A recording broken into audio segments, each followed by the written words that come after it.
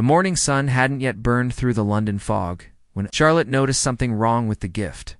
It was sitting on the stone steps of Kensington Palace, wrapped in bright blue paper with a golden bow, the kind of wrapping that catches a child's eye, the kind meant for her older brother, George. But Charlotte didn't run toward it. She didn't call out. Instead, the 10-year-old princess did something that would later be called remarkable by security. Experts around the world, she stood perfectly still and touched her left ear twice to anyone watching. It looked like an innocent gesture, a child adjusting her hair, scratching an itch. But to the royal protection officers stationed around the palace grounds, those two deliberate touches meant one thing: danger. Officer James Bennet saw it first. 20 years of protecting the royal family had taught him to watch the children as closely as he watched the perimeter. And in that moment, as Charlotte's small fingers brushed her ear a second time, his training kicked in. He pressed his radio. Code yellow. North entrance. Princess Charlotte has given the signal. Within seconds, 3 officers were moving toward the wrapped package. Charlotte stepped back slowly, her eyes never leaving the gift. Her younger brother Louis was still inside with their nanny. George was upstairs, likely still asleep. She had been the first one out that morning, drawn by the sound of something being placed on the steps. If you're wondering how this story ends and what that signal really meant, make sure you're subscribed. You won't want to miss what happens next. The gift sat there, innocent and festive in the gray morning light. A small card attached to the ribbon read, "For Prince George." From a devoted admirer. Charlotte's heart pounded in her chest. She remembered the training. 6 months ago, after a concerning incident at a public event, their security team had sat down with all 3 children. They taught them signals. Simple, discreet ways to alert protection officers without causing panic. Touch your left ear twice. Something's wrong. Adjust your collar once. I feel unsafe. Tie your shoe when you're already standing. Follow me quietly. The officers had made it into a game. A secret code. Charlotte had practiced with George, giggling as they pretended to be spies. But this wasn't practice. Bennet approached the package carefully, his hand hovering near his belt. The other officers formed a perimeter, their eyes scanning windows, rooftops, the iron gates beyond the courtyard. "Charlotte," Bennet said calmly, without looking at her directly, "can you tell me what you noticed?" The princess's voice was steady, though her hands trembled slightly. "It wasn't there 10 minutes ago. I came out to look at the garden, and when I came back, it was just there." And she paused, choosing her words carefully the way she'd been taught. "And the gate guard didn't bring it. No one walked past him. I was watching." Bennet's jaw tightened. The north entrance gate was always manned, always monitored. For a package to appear without the guard's knowledge meant someone had bypassed protocol. Or worse, someone inside had placed it there. He knelt beside the box, not touching it. The wrapping was expensive, professional. The handwriting on the card was elegant, practiced. Everything about it screamed legitimate gift from a well-wisher. Everything except how it had arrived. Runiskin Bennet ordered into his radio. Within moments, an officer appeared with a portable detection device, the kind used to check for explosives or chemical threats. Charlotte watched from the doorway, her hand now gripping the stone frame. She thought about George upstairs, probably just waking up, excited about the football match he was supposed to attend that afternoon. She thought about Louis, who at 7 still didn't fully understand why they had to practice these signals. The scanner beeped softly as it passed over the package.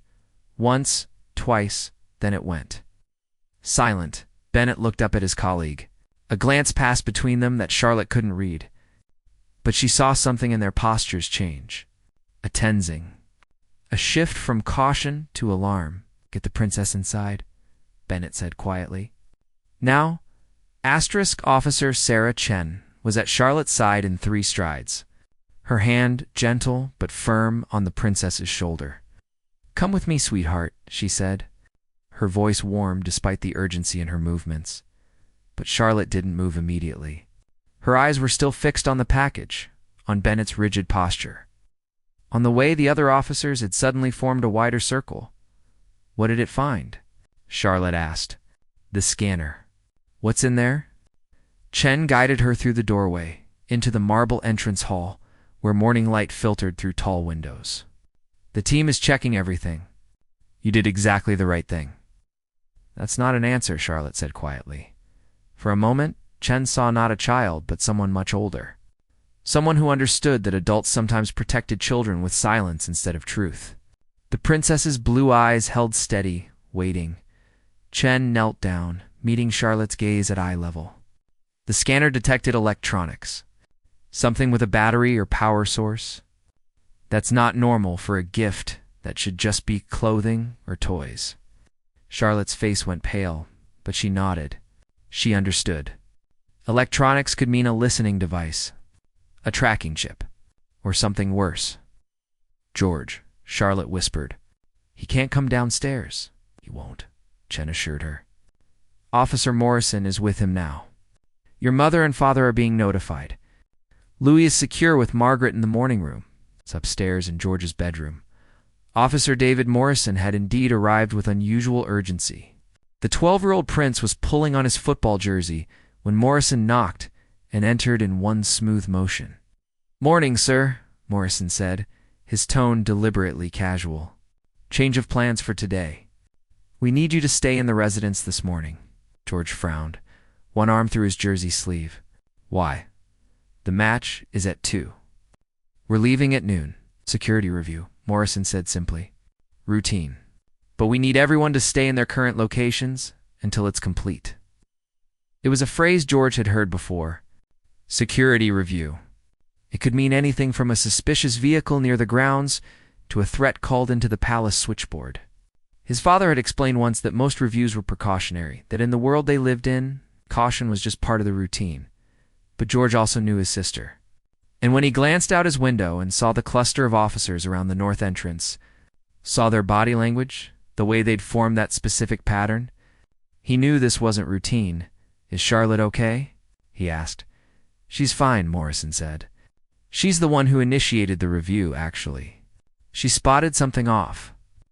George's expression shifted from annoyance to attention. Charlotte had used the signal. Their signal. The game that wasn't really a game. Asterisk downstairs. A mobile containment unit had arrived. The vehicle was unmarked, designed to look like a maintenance van, but Charlotte recognized it from the security briefings. They used it for suspicious packages, for anything that couldn't be immediately cleared. 2 specialists in protective gear approached the gift. Their movements were methodical, practiced. One held a containment bag, reinforced and sealed. The other had tools Charlotte couldn't identify from her position at the window. Bennett was speaking into his phone, his voice too low to hear, but his face told Charlotte everything. This was serious. This was real, Princess Chen said gently. We should move away from the window. I want to see, Charlotte said. It was meant for George. I need to know what it is. Chen hesitated, then stayed beside her, respecting the quiet determination in the young girl's voice. The specialist carefully cut the ribbon, then the paper. They worked slowly, revealing a wooden box underneath. Expensive looking, carved with intricate designs. The kind of box that might hold a watch or cufflinks, something precious. The specialist opened the lid with a tool, keeping his body between the box and the palace. Then he went completely still. Bennett moved closer, looked inside, and Charlotte saw his hand move to his radio with sudden urgency. All units, code red. His voice crackled through the morning air. Evacuate protocols. This is not a drill, code red. Charlotte's training flooded back. Code red meant immediate threat. Code red meant they had minutes, not hours. Chen's hand tightened on Charlotte's shoulder. We need to move to the safe room. Right now. But Charlotte was already running, not away from the danger, but toward the stairs. Toward George's room. Toward Louis. Because code red also meant that whatever was in that box, it wasn't just a threat to one person. It was a threat to all of them. And Charlotte wasn't going to a safe room without her brothers. Chen caught Charlotte at the base of the grand staircase. But the princess was faster than expected, and driven by something stronger than protocol. Charlotte. Stop, Chen commanded, her training battling against her instinct not to physically restrain a child. Morrison has George. Margaret has Louis. They're following procedure. I need to see them, Charlotte said, her voice breaking slightly. I need to know they're safe. It was the crack in her voice that made Chen's decision. This wasn't stubbornness. This was fear. The raw, honest fear of a child who understood that danger was real and that her family was vulnerable. Okay, Chen said, loosening her grip. But we move fast, and you stay with me, deal? Charlotte nodded, and they took the stairs, 2 at a time. Outside, the containment team was working with controlled urgency. The wooden box sat open now, and inside was something that made even experienced officers pause. A phone. Not just any phone, but an expensive smartphone, fully charged and actively running. Its screen glowed in the gray morning light, displaying a countdown timer. 10 minutes. 9 minutes 59, seconds 58, 57. But it wasn't the timer itself that had triggered code. Red. It was what the phone was connected to. A wire, thin as thread, leading to a small device nestled beneath velvet cushioning. The device was no larger than a deck of cards, but the specialists recognized it immediately. A GPS transmitter. Commercial grade, the kind used for tracking vehicles or high-value shipments. But modified, enhanced. With additional components that suggested something more sophisticated than simple location tracking. Bennett's mind raced through possibilities. If this was just a tracking device, the goal might be to get it inside the palace, to map the royal children's movements. Intelligence gathering. But the timer suggested something more immediate. Something meant to happen in less than 10 minutes. Can we disable it? Bennett asked the specialist. Not safely, the man replied, his voice muffled through his helmet. The timer might be a decoy, but if it's wired to the transmitter and we interrupt the signal, didn't need to finish the sentence. Bennett made a decision. Bag it. Get it to the secondary containment site. 3-mile radius. Minimum. The specialist nodded and carefully, delicately, placed the entire box into the reinforced containment bag. The procedure took 90 seconds. Every second, the timer counted down. Upstairs, Charlotte reached George's room. Morrison stood outside, his body blocking the doorway. But he stepped aside when he saw Chen. Inside, George was sitting on his bed, his football jersey half in. His expression caught between confusion and understanding. Charlie, he said, using the nickname only family used. What's going on? Charlotte crossed to him, and for a moment, she wasn't a princess trained in protocol and discretion. She was just a sister who'd seen something that scared her. There was a gift for you, she said. Outside? I used the signal. George's eyes widened. The ear signal. She nodded. It appeared out of nowhere. No one delivered it. And now there's a code red. George processed this information the way their father had taught them to process threats, calmly, methodically, without panic, but with respect for the danger. What was in it? He asked. I don't know yet, Charlotte admitted, but Bennett's face, when he saw it. She didn't need to finish. George understood. Bennett, who'd protected their family for 2 decades, who'd seen everything from protest crowds to security breaches, had looked genuinely alarmed. We need to get to Louis, George said, standing. The safe room is already activated, Morrison interrupted. Your brother is there with Margaret and 3 officers. Your parents are being escorted back from their morning commitments. The protocol is working exactly as designed. Because of Charlotte, George said quietly, looking at his sister with something like, if you hadn't seen it, if you hadn't signaled, the implication hung in the air. If Charlotte had ignored her instincts, if she'd thought it was just a normal gift, if George had been the first one out that morning and had picked up the box, curious, excited about a present. Chen's radio crackled. All clear for safe room assembly. Principals to proceed. That's us, Morrison said. Let's move. They exited George's room, moving quickly but not running. The safe room was 2 floors down, hidden behind what looked like an ordinary oak panel in the library.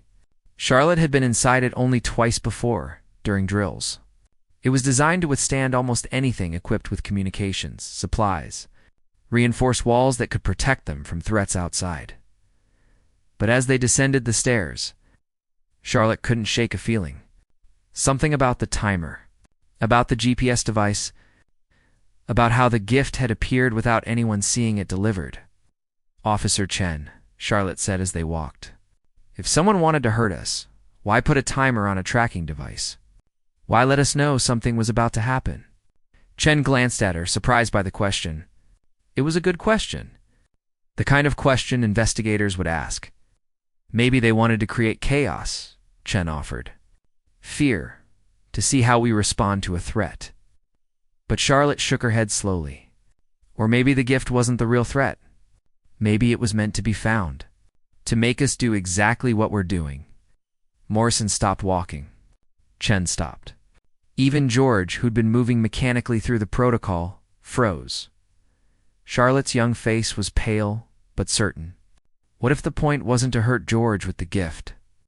What if the point was to get us all into one place? The safe room. The secure, contained space where the entire family would be gathered, where security would be focused, where everyone would be locked in together. Chen's hand moved to her radio just as a sound echoed through the palace. Not an explosion. Not an alarm. The sound of the main gates opening. The sound of vehicles entering the grounds when none were scheduled, and in that moment, everyone realized Charlotte might be right. Chen's training took over in an instant. She pushed both children against the wall, her body shielding them. While Morrison moved to the window overlooking the front drive, gate security. "Report," Chen said into her radio, her voice steady but urgent, static, then a crackling response. "False alarm. Repeat, false alarm. Automated system malfunction. Gates are being manually reset." Morrison watched 3 vehicles roll through the entrance. Not unmarked vans. Not suspicious trucks. Royal Protection Command vehicles, official and clearly marked, responding to the code red. He exhaled slowly. "It's our people. Backup units." But Charlotte's hand was gripping George's arm, her knuckles white. She was thinking, processing, the way her grandmother had taught her to think through problems. The Queen had always said that panic was the enemy of clarity, and that in moments of crisis, you had to slow your mind down, not speed it up. "The timer," Charlotte said quietly. How much time was left when they bagged it? Chen checked her watch, calculating. About 8 minutes when they sealed it. It's been 3 minutes since then. Maybe 5 minutes left? 5 minutes until what? George asked. No one had an answer. That was the problem. The device could be a tracker that activated after the countdown. It could be a decoy that did nothing at all, meant only to cause disruption. Or it could be connected to something else entirely, something they hadn't found yet. Charlotte's mind raced back to the morning. She'd been outside early, watching the garden. That was unusual for her, but she'd woken from a strange dream and couldn't fall back asleep. The sun had barely risen. The palace had been quiet, and then she'd heard it. The softest sound, not footsteps, but something being placed down. Something careful and deliberate. I heard someone, Charlotte said suddenly. When the box was left, I didn't see them, but I heard them. They were close. Right at the north entrance? Morrison's expression sharpened. Did you hear them leave? Charlotte thought hard, replaying the memory. She'd heard the placement. She'd walked around the corner and seen the gift. But after that, she said slowly, I didn't hear anyone walk away. The implication was clear. Whoever had left the package might still be on the grounds. Or they'd left so quietly, so professionally, that even in the morning silence, Charlotte hadn't heard them. This is Morrison, the officer spoke into his radio. We need a full ground sweep. North entrance priority. Suspect may still be on property. Within seconds, the palace transformed. Officers who'd been stationed at various posts began moving in coordinated patterns, checking out buildings, hedges, the extensive garden that sprawled behind the palace walls. Thermal imaging was deployed. K-29 units were being called in, but Charlotte was still thinking about the timer, about why someone would make their threat so obvious. so detectable. "George," she said quietly, "remember the chess lessons with grandfather?" George nodded. Their grandfather had taught them chess over the summers at Balmoral, but his lessons were about more than the game. He taught them about strategy, about thinking 3 moves ahead. "He always said that the most dangerous move is the one your opponent wants you to see," Charlotte continued. "Because while you're focused on that piece, you're not watching the real threat. The box is the obvious move," George understood. "The thing we were supposed to find." "But what's the real threat?" Charlotte asked. Chen was listening now, her skepticism giving way to respect. These weren't ordinary children. They'd been raised in a world where threats were real and constant. Their training wasn't just about following orders, but about understanding strategy. "If I wanted to hurt you," Charlotte said, working through the logic aloud, "I wouldn't leave a gift that security would scan. I wouldn't use a timer that gives you warning. I would—" She stopped, her face going pale. "You'd already be inside," George finished her thought. "You'd have gotten in before the gift was delivered. And while everyone's looking outside, running scans, evacuating, you'd have time," Charlotte whispered. Morrison and Chen exchanged glances. It was a theory. A concerning theory from a 10-year-old's perspective, but not implausible. "All units," Chen spoke into her radio. "Interior sweep. All wings. Priority on areas near the safe room and the royal apartments. We may have a breach." The response was immediate. Officers who'd been preparing the safe room reversed their focus. The palace staff members were quietly gathered and escorted to secure areas, accounted for, verified. And then on the 2nd floor, in a linen closet near the east wing, an officer found something that made everyone's blood run cold. A phone, not in a decorative box. Not wrapped with ribbons? Just sitting there on a shelf behind towels, its screen glowing with the same countdown timer. 3 minutes remaining. And this phone was connected to something much worse than a GPS tracker. The officer recognized the components immediately from counterterrorism training. It was a simple incendiary device, small but effective, designed to start a fire that would spread through the old palace walls with devastating speed. "Evacuate now." Bennett's voice came through every radio simultaneously. "All principals out through the south entrance. Go, go, go." Morrison scooped Louis from the morning room as Margaret grabbed blankets. Chen and Morrison moved George and Charlotte down the servants' corridor, the fastest route to the south exit. There was no time for the safe room now. The safe room was exactly where they couldn't be, the place where fire and smoke would trap them while help tried to reach them. Charlotte's theory had been right. The gift had been a distraction. The real danger had been placed inside, probably hours earlier, while the palace staff prepared for the day. Someone with access. Someone who knew the routines. As they rushed down the corridor, Charlotte could hear footsteps behind them. Multiple officers, creating a protective formation around the children. She held George's hand tight, and George held Louis's hand, the 3 of them connected as they'd always been. The countdown continued somewhere above them. 2 minutes. 90 seconds. They burst through the south entrance into the gray morning air. Vehicles were already waiting, engines running, doors open. Protocol dictated they be separated into different cars, different routes, maximum protection through dispersal. But in that moment, no one had the heart to separate them. The 3 children were guided into one vehicle. Wrapped in blankets despite the mild morning, surrounded by officers who'd trained their entire careers for moments. Exactly like this. Asterisk, the vehicle sped away from Kensington Palace. Just as the timer reached 0, inside the East Wing linen closet, the incendiary device activated, not with an explosion, but with a chemical reaction that produced intense heat and flames, designed to ignite everything around it. The device had been placed with precision, near old wooden beams and linen that would catch fire easily, but the officer who'd found it had worked fast. In the 90 seconds before evacuation, he'd flooded the closet with fire suppression foam from the emergency system built into the palace walls. When the device activated, the flames met chemical foam instead of dry wooden fabric. The fire lasted less than 10 seconds before it was smothered in the vehicle. Charlotte couldn't see the palace anymore. They'd turned onto the main road, surrounded by escort cars, headed toward a secure location that none of the children had been told about.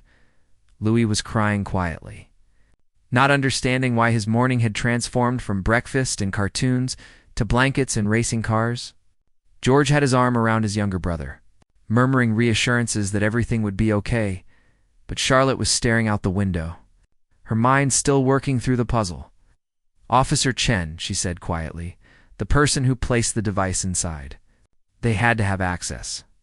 They had to know the palace." Chen nodded, having already reached the same conclusion. "We're compiling a list right now. Everyone who entered the palace in the last 48 hours. But it's more than that," Charlotte continued. "They knew about the safe room. They knew we'd evacuate there if there was a threat. That's not public information." Toon's expression grew darker. Charlotte was right. The safe room's location was classified, known only to senior security staff and the royal family themselves. Someone with that knowledge had either betrayed them or had been compromised.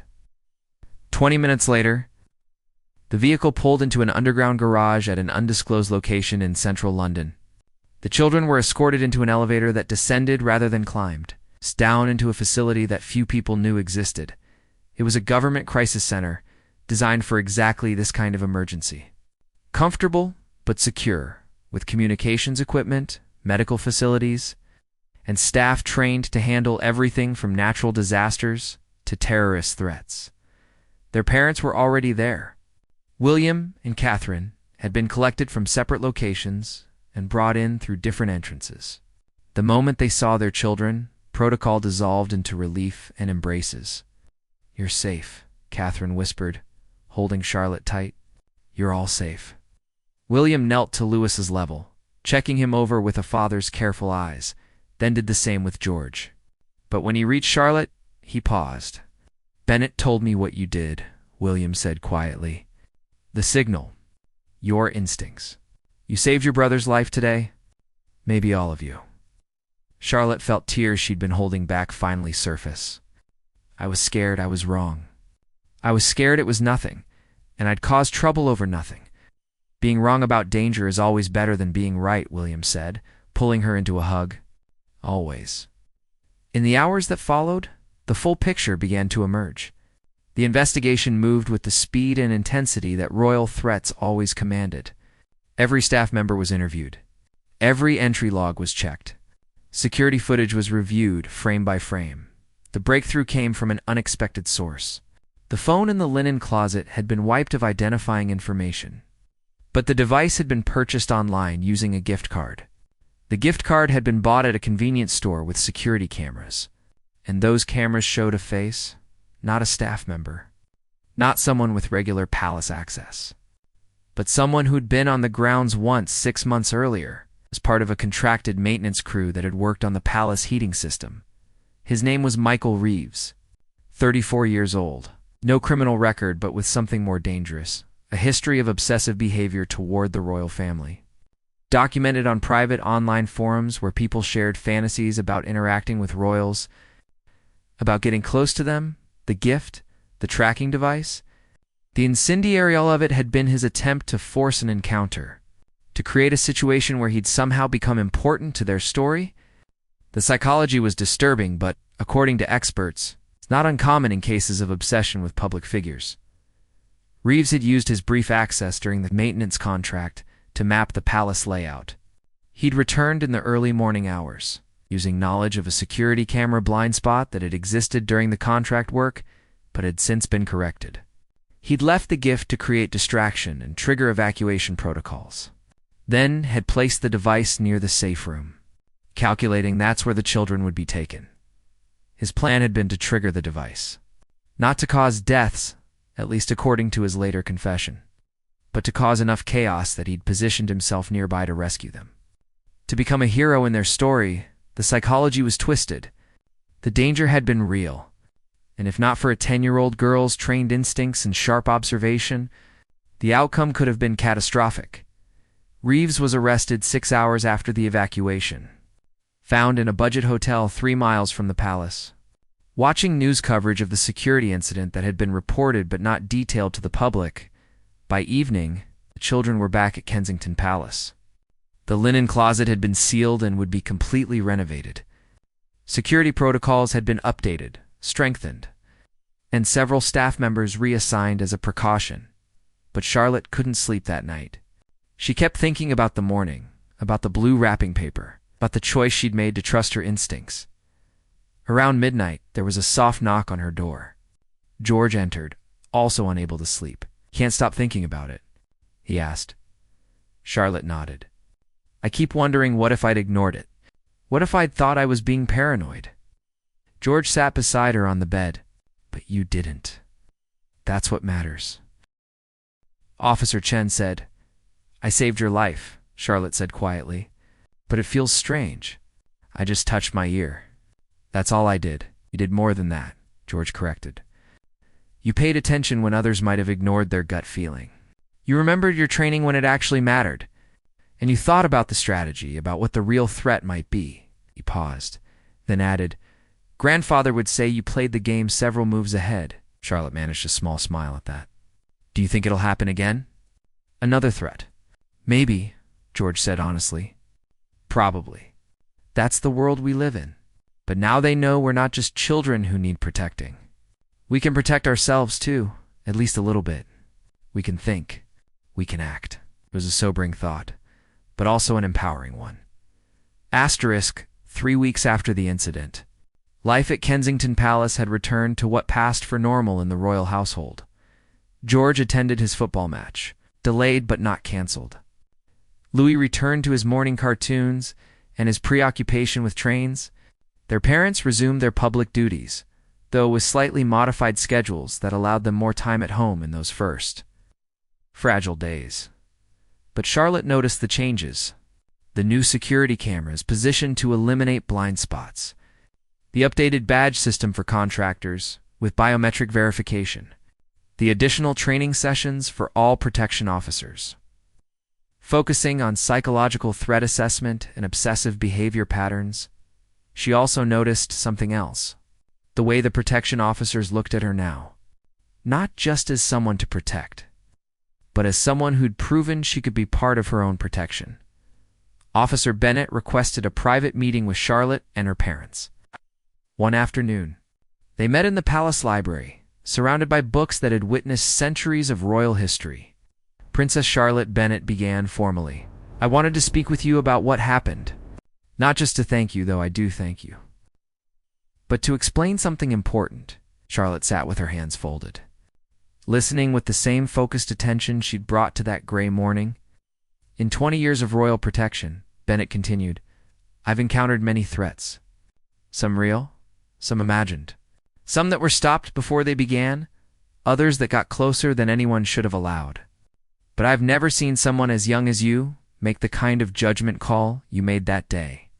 He paused, choosing his words carefully. "You trusted your training, yes. But more than that, you trusted yourself. You observed details others might have missed. You recognized when something didn't fit the pattern. And perhaps most importantly, you thought strategically about what the real threat might be when the obvious threat seemed too obvious." Charlotte's father placed a hand on her shoulder. "What Officer Bennett is trying to say is that you have instincts that can't be taught. Those instincts saved lives." "But I was scared," Charlotte admitted. "The whole time, I was terrified." "Fear and courage aren't opposites," her mother said gently. "Courage is being scared and acting anyway. You were both, and that's what made the difference." Bennett reached into his jacket and pulled out something small. A badge similar to the ones protection officers wore, but modified. It bore Charlotte's initials and a unique identification number. "This is unofficial," Bennett said, "and it doesn't mean you're expected to do anything like this again. But it's a recognition from the protection team. You're one of us now, in a way. You proved you understand what we do and why we do it." Charlotte took the badge, feeling its weight in her small hands. It was symbolic, certainly. She was still a child, still protected rather than protector. But the gesture meant something profound. She'd been seen, recognized, validated in the weeks that followed. The story of what had happened remained largely private. The public knew there had been a security incident at Kensington Palace, that a suspect had been arrested, and that all members of the royal family were safe. But the details, the specifics of how the threat had been discovered and by whom, remained classified. That was fine with Charlotte. She didn't need public recognition. The badge in her drawer, the quiet respect from the protection officers, and the knowledge that she'd acted when it mattered. That was enough. But the incident had changed her relationship with her role. She understood now more deeply than any training session could have taught her what it meant to be a target simply because of who she was. She understood the constant vigilance required, the way security officers balanced letting them live normal lives with keeping them safe. She also understood that being royal wasn't just about waving from balconies and attending ceremonies. It was about responsibility, about awareness, about being smart enough to recognize danger and brave enough to act on it. 6 months later, the royal family implemented new security training for all 3 children. Based partly on what Charlotte had demonstrated, the signals were expanded, the protocols were refined, and most importantly, the children were given appropriate information about threats, about how to think critically about their safety, about being partners in their own protection rather than passive recipients of it. George and Charlotte became teaching examples in security seminars. Though their names were never used, the incident with the young observer was how instructors referred to it, explaining how situational awareness and trained instincts could come from unexpected sources. Louis, when he was older, would be told the full story. For now, he knew his sister had done something brave, something that had kept them all safe. That was enough for a 7-year-old's understanding. As for Charlotte, she returned to being a 10-year-old. She attended school, complained about homework, laughed with friends, argued with her brothers. But sometimes in quiet moments, she'd look around her surroundings with different eyes, noticing things, observing patterns. Trusting her instincts, the blue-wrapped gift had been a lesson in a language she hadn't wanted to learn, but now understood. The world could be dangerous, but it wasn't unpredictable. Threats often had patterns, and awareness, the simple act of paying attention, could be the difference between disaster and safety. One evening, as Charlotte was getting ready for bed, her father knocked on her door. "I wanted to give you something," William said, holding out a small wooden box.